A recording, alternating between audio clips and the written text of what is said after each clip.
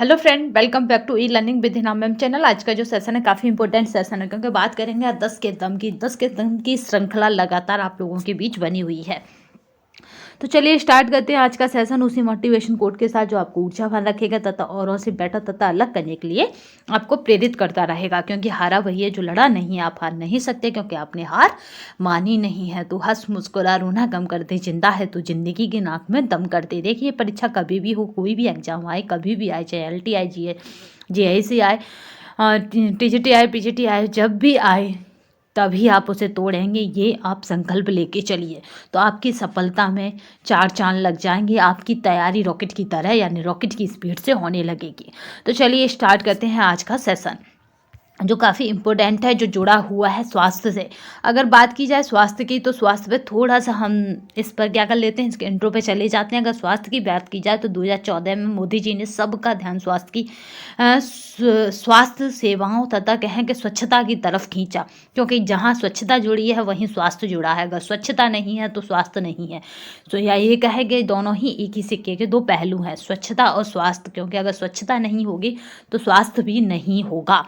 तो इसीलिए मोदी जी ने 2014 में इसकी तरफ सभी का ध्यान खींचा था। और गांधी जी की एक कोटेशन है जो आप लोग ज़्यादातर याद रखिएगा। उन्होंने कहा था कि स्वतंत्रता से भी ज़्यादा महत्वपूर्ण है स्वच्छता।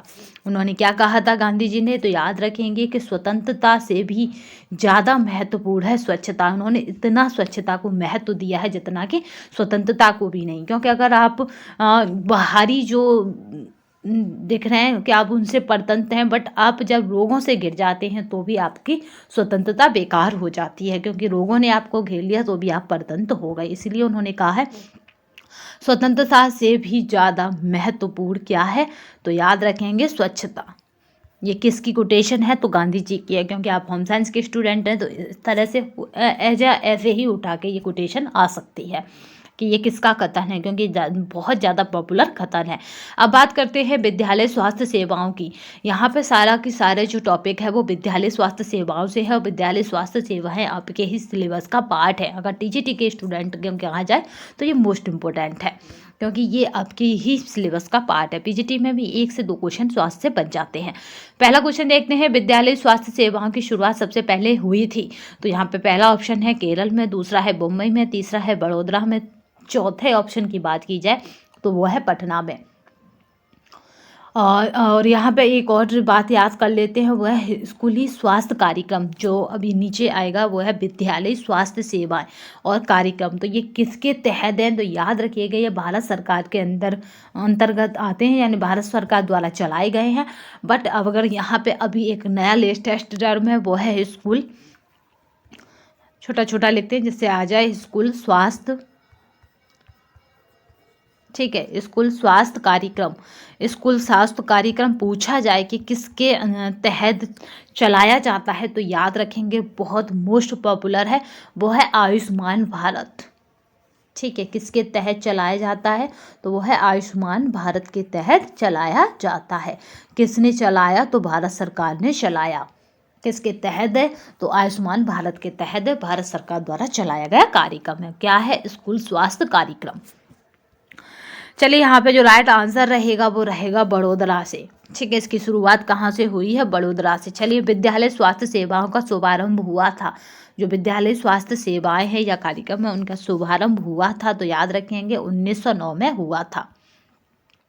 विद्यालय में बच्चों का मानसिक समायोजन करना पड़ता है, भौतिक समायोजन करना पड़ता है। सी ऑप्शन है, उपयुक्त A B दोनों हैं।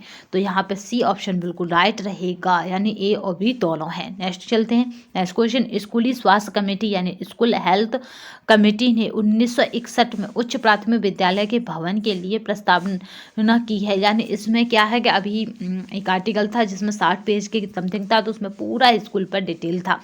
तो हमें क्या करना है कि इस तरह से कोई भी हमें आर्टिकल मिलता है जो नवीन आर्टिकल हो उसको हमें रीड करना होता है। तो उससे क्या है कि हमारे और कॉन्सेप्ट क्लियर होते हैं। तो स्कूली स्वास्थ्य कमेटी यानी स्कूल हेल्थ ऑफ कमेटी ने 1961 में उच्च प्राथमिक विद्यालय के भवन के लिए प्रस्तावना की है।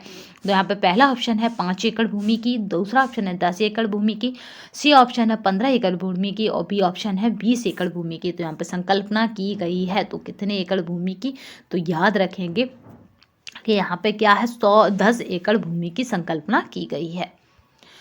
विद्यालय भवन के बरामदे की चौड़ाई होनी चाहिए 4 से 6 फीट, 6 से 8 फीट, 8 से 10 फीट, 10 से 12 फीट। तो यहाँ पे राइट आंसर ये रहेगा 6 से 8 फीट होनी चाहिए।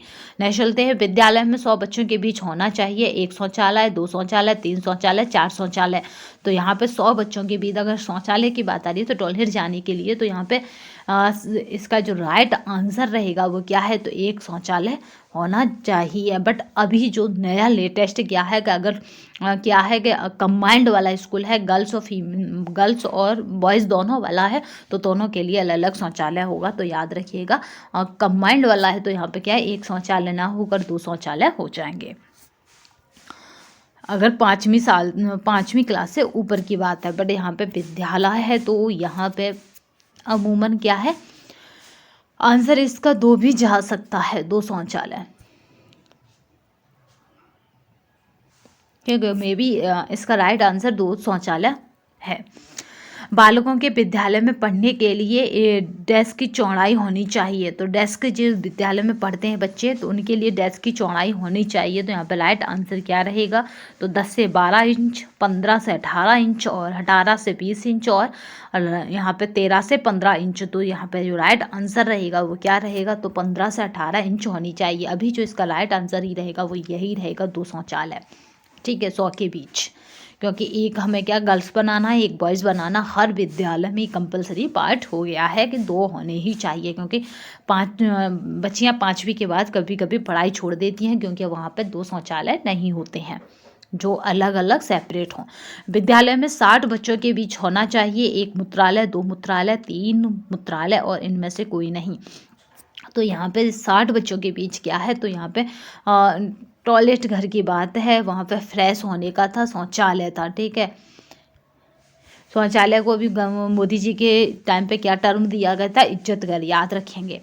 तो यहाँ पे कितना होना चाहिए था, तो 60 के बीच कितना है, तो 1 है।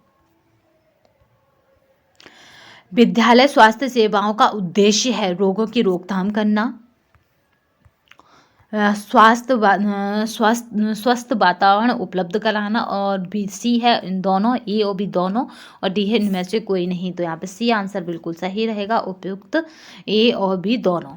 मध्यकालीन भोजन दिया जाता है बालकों में पढ़ने वालों को, महाविद्यालय में पढ़ने वालों को, और सी ऑप्शन कह रहा है ए बी दोनों को, और इनमें से कोई नहीं। तो यहाँ पे क्या है कि विद्यालय में पढ़ने वाले बालकों को, जिसको कहते हैं हम मिड डे मील, ठीक है। स्वस्थ शिक्षा की विधियां हैं व्यक्तिगत संपर्क विधि, समूह संपर्क विधि, जन संपर्क द्वारा और उपयुक्त सभी। तो स्वास्थ्य शिक्षा की विधियां ये सभी हैं, क्योंकि हम इस किसी भी तरह से केवल अपनी बात को पहुंचाना है, जन संपर्क विधि कर लें चाहे समूह में कर लें, कैसे भी हो, बट व्यक्ति को जागरूक करना है स्वास्थ्य और स्वच्छता को लेकर। सामुदायिक स्वास्थ्य की उन्नति के लिए आवश्यक है परिवार नियोजन, स्वास्थ्य शिक्षा, और ए और बी दोनों, उनमें से कोई नहीं। तो भाई सामुदायिक स्वास्थ्य की बात आ रही है, तो पूरे समुदाय के स्वास्थ्य की। तो यहाँ पे बात करते हैं कौन सा रहेगा राइट आंसर, तो यहाँ पे सामुदायिक स्वास्थ्य की उन्नति के लिए, तो यहाँ पे क्या है, ए सी आंसर राइट रहेगा, ठीक है। ए और बी दोनों, यानी परिवार नियोजन भी स्वास्थ्य का ही एक पार्ट है, याद रखेंगे, सामुदायिक स्वास्थ्य का। और स्वास्थ्य शिक्षा ये तो व्यक्तिगत रूप से भी है और सामुदायिक रूप से भी है।